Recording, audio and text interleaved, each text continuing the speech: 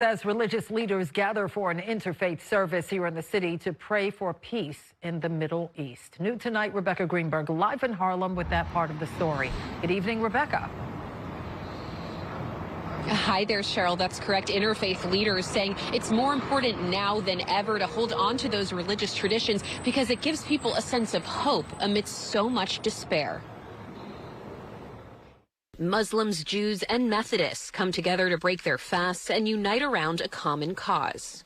This is a perfect moment to come together because I'm a huge believer in we have a lot more in common ever, any kind of people, than we have separately. New Yorkers of all races and religions gathered at St. Luke AME Church in Harlem Thursday night to engage in Muslim and Jewish prayers, share a meal, and call for an immediate ceasefire in Gaza. For us, it speaks loudly for Christians to raise their voices, to call for peace, to speak up for justice and love, to follow the carpenter by the name of Jesus who speaks truth to power and justice for all. Ramadan, which began on March 10th and lasts for 30 days, also coincides with the end of Lent and Tanit Esther, a day-long fast on the eve of the Jewish holiday Purim. We're here today to sort of show that this isn't a divide about religion, this is about humanity.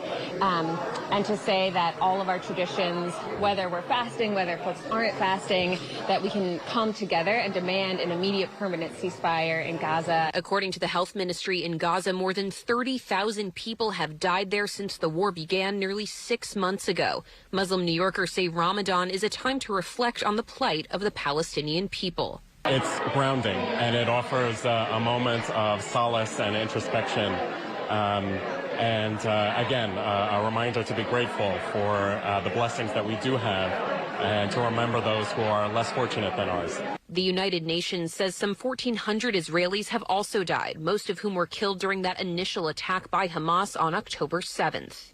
Jewish leaders say holding on to tradition is more important now than ever before. We're not willing to lose our compassion, and we're also not willing to lose the best of our tradition, especially because it compels us to justice. By pressuring the federal government, attendees of Thursday's event say they hope to see an end to the ongoing violence and a permanent ceasefire in Gaza. It's important to be here for Palestinians. It's important to be here to remind everyone that this genocide needs to end.